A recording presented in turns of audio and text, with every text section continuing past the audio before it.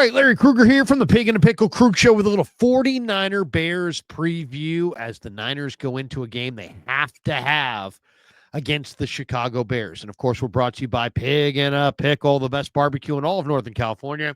Is Pig and a Pickle. Check them out. They're in Emeryville. They're in Corte Madera. They're open 7 days a week from 11 a.m. till 8 p.m. or until they run out. This video also brought to you by Mancini's Sleep World. Mancini's is a proud sponsor of the Krug Show. They offer a 120-night guarantee with a range of brands and price points. With Mancini's, you get free next-day delivery. I'm loving my Mancini's bed. All you got to do is click the link below or go to sleepworld.com and find a bed that works for you. Whether you shop online or visiting in-store at any of Mancini's locations, use the code KRUG10 at checkout, and you will get 10% off. KRUG10, K-R-U-E-G 10, and you'll get 10% off in-store or online at sleepworld.com. All right, let's get into it. The Niners and the Chicago Bears, the 49ers have to have this game. Biggest game of the year.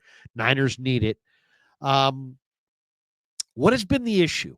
What has been the issue, the number one issue that's preventing the 49ers from winning games? It's really situational football.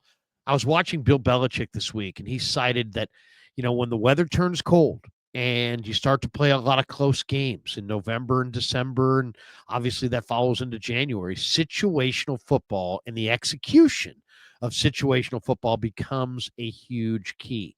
And the 49ers offensively and defensively have struggled with the basic fundamentals in situational football: third down defense, takeaways, red zone defense, giveaways on offense. They're just struggling in a lot of the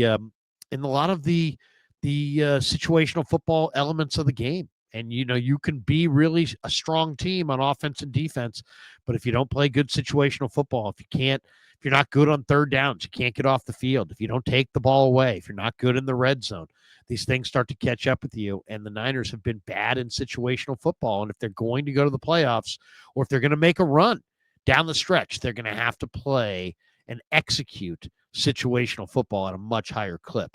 Another guy who's going to have to be involved is Ricky Pearsall. He's run 63 routes in the last 3 games. He does not have a catch in those 3 games. I asked Brock Purdy about it. He said, I'm trying to find Ricky. We're trying to get him the ball. It just hasn't worked out. They got to start finding their number 1 draft choice. Ben Bartch is probably going to start at left guard. Aaron Banks is out. Bartch was a third-string tight end at the University of St. John's University in Minnesota. Put on about 50 pounds eating eggs, cottage cheese, grits, peanut butter, banana, and Gatorade in a smoothie, and put on about 50 pounds. Anyway, he's played left guard, and he played it well last week. He only had 1 pressure allowed in 24 pass blocking snaps. So it was definitely easier to pass block than to pass rush in the snow. We'll see how Ben Bartch does this week against the Bears, but most likely Bartch starts at left guard for Aaron Banks. Another angle on this game that I think is going to be something to watch is Isaac Correndo. Isaac Correndo is going to start at running back. He's got only 42 carries on the year. He's averaging 5.9 yards per carry, 5.9 yards per carry. Week 6 against Seattle, he had that late run. He had the long run late. He finished with 10 carries for 99 yards.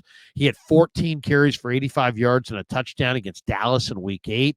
Ball security is his number 1 issue. He's got to pack that ball away tightly and not cough it up. Correndo will be backed up by Patrick Taylor Jr. and Izzy Abanaconda, who was just signed from the Jets off waivers. Abanaconda's got 4.3 speed. He'll wear number 47. The 49ers have 21 fumbles in 12 games. You have to handle the ball. You got to take care of the football. You can't cough it up. Interestingly enough, The Athletic did an anonymous players poll last week, and C.J. Gardner-Johnson of the Eagles was voted as the NFL's most annoying player. 4 49ers got votes. Debo, Greenlaw, and Kittle each got 1 vote. Juwan Jennings got 2 votes. C.J. Gardner-Johnson was the winner overall, earning 21% of the vote in a contest that I'm sure he doesn't want to win. The most annoying player in the NFL. Well, the Niners will take on Caleb Williams. Williams has been really an enigmatic player this year. He's been up. He's been down. He's had games where he looked amazing. He had games where he looked awful. He's been sacked 49 times, most in the NFL. A good 20 of those are probably on him. But he's forced the second most missed tackles in the NFL as a runner, and they've only turned it over 9 times on the year. So it'll be interesting to see if the Niners can pressure Caleb Williams. Can they pressure him into some mistakes? Another element of this game, Niners have to run the ball at this Bears run defense. The Bears run D gave up 5.9 yards per carry to the Lions. Minnesota ran recently for 124 yards. Green Bay had 81 yards after contact in their game with Chicago, and Chicago's missed 25 tackles over the last 3 games. Run the ball. This has got to be a heavy run game for the 49ers. The Bears are also 31st in the NFL at defending wide receivers. Jordan Addison lit them up for 162 yards. Packers had 141 yards after the catch. And it's not just wide receivers that they're struggling to defend in the pass game. TJ Hawkinson, the Lions tight end, had a former Lion, now with the Vikings, had 114 yards receiving in their game against Chicago. The Bears play a ton of cover 3. Now, a lot of teams that play a lot of zone look at the Niners and say, we're going to play man. So it'll be interesting to see how much man the Bears play. But they play a lot of cover 3. They use it over 40% of their defensive snaps, according to the numbers. Deebo Samuel is best against zone defenses. So look for Deebo to really thrive against the zone. Expect the Niners to use the screen game to try to go against the Bears zone defense. The Niners in this game have to show that they can stop the run. In their 5 wins, they've allowed 71 yards rushing. In their 7 losses, they've given up 154 yards rushing. The Bears have only run for 100 yards once in their last 5 games, so they're not running well. But the Bills just ran for 5.8 yards per carry last week in Buffalo, and the Niners have to do a whole lot better than that. They can't give up another 200-yard rushing day. Now, DeAndre Swift has got a quad pull, but he's going to go in this game. The other question is, can the Niners play all 4 quarters? The Niners have scored the 6th fewest fourth quarter points in the NFL, and they're minus 25 in fourth quarter point differential. Can you play all 4 quarters? If you can't play all 4 quarters in the NFL, most likely you're not going to win. Can the Niners stop anybody in the red zone? I think that's probably the biggest question coming into this game. The last 3 games against Seattle, Green Bay, and Buffalo, 49ers have allowed opposing teams to go 11 for 11. That's right, 11 touchdowns on 11 trips to the red zone. That's 100% touchdown rate. You cannot do any worse. So, and the Bears are good here, by the way. The Bears have a 66% touchdown percentage in the red zone on the year, 4th best in the NFL. And over the last 3 games with the interim OC, Thomas Brown, calling plays on offense, they have an 83.3% touchdown percentage in the red zone.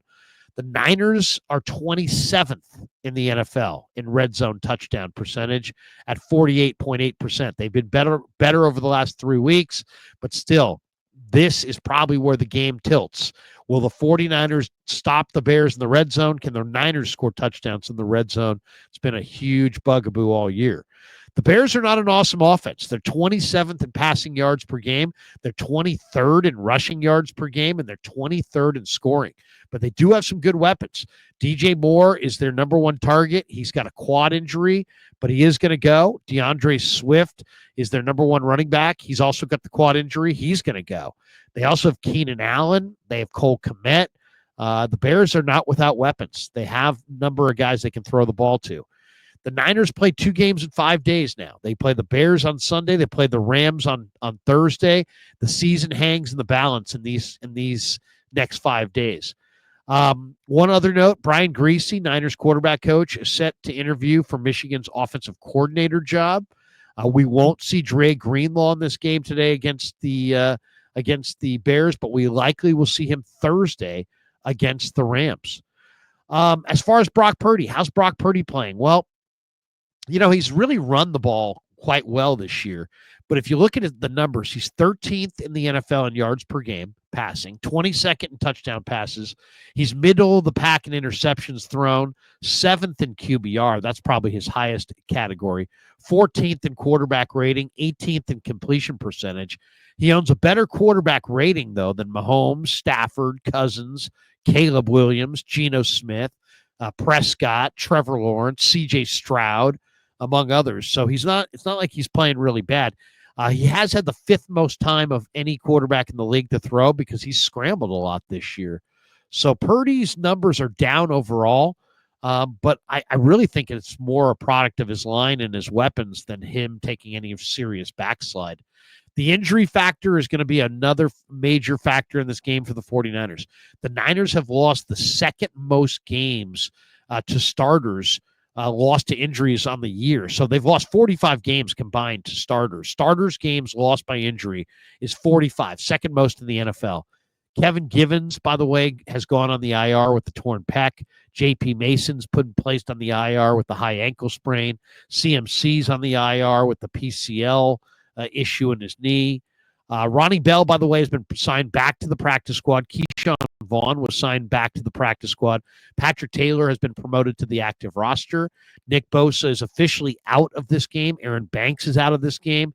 George Odom has been put to IR as well, so his season is done. Talanoa Hufanga was activated off the IR. Jalen Graham also activated off the practice squad, as was Keyshawn Vaughn. Was activated off the practice squad, and Sebastian Gutierrez was activated off the practice squad. So there you go. That's the roster machinations up to the minute. Ben Barch and Jalen Moore, as I said, are probably going to start on the left side of the Niner offensive line. Barch and Moore played really, really well last week.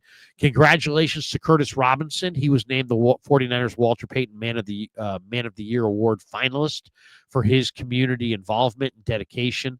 Talked to Curtis in the locker room on Friday. Congratulated him on the honor. It's a great honor for Curtis Robinson, who's really a terrific guy. The 49ers lead this series with the Bears all time, but it's close. 35 wins for the Niners, 33 wins for the Bears, one tie. The Niners are trying to avoid missing the playoffs. They haven't missed the playoffs since 2020. And if they do miss the playoffs this year, they can point to the 3 NFC West games that they led in the fourth quarter and lost all 3. One to Seattle, one to Arizona, and one to the Rams. The Niner defense has got to show up in this game. They've allowed 31 points per game over the last 3 weeks. That's the third worst mark in the NFL. The Niners are the first defending conference champion since the AFL-NFL merger in 1970, nearly 55 years ago, to lose consecutive games by 25-plus points. It's never happened to a defending conference champion, so that's how rare it is to see the reigning NFC champions getting housed late in the year. The Bears' defensive line has really struggled a lot in the last 3 games, and they've allowed 24.3 points per game in that span. And the big losses have been Andrew Billings, the big 2-gapper up front, done for the year. Jaquan Brisker, the former Penn State safety, also out. Gervon Dexter up front, the defensive tackle, the rookie from Florida, and Montez Sweat, the veteran defensive end, really lead the way for the Bears up front. This Bears team rolls in having lost 6 straight, but a lot of these games they've been in, they've had some real heartbreakers. Chicago's got 19 takeaways on the year. The 49ers are -6 in turnovers over the last 2 games. So turnovers are going to be absolutely huge in this one for sure, without a doubt. In the last month, the 49ers have 8 giveaways and only 1 takeaway. Niners are 27th in the NFL in giveaways. They're 20th in turnover margin. They can't give it away in this game. If the Niners win the turnover margin, they win this game. If they're even, or if they lose the turnover margin, the trend says they're going to wind up losing. I like the 49ers to win a very hard-fought game. I think this is going to take everything that they've got, but I think that 49ers win this game. I'm going to say 24-20. 49ers get the win over the Chicago Bears by 4. They snap their 3-game losing streak. They get back in the win column and keep their playoff hopes alive for at least one more week. Thanks to Pig and a Pickle for being the title sponsor of The Krug Show. Thanks to Mancini's for sponsoring this video. Thanks to all of you guys for supporting The Krug Show on YouTube.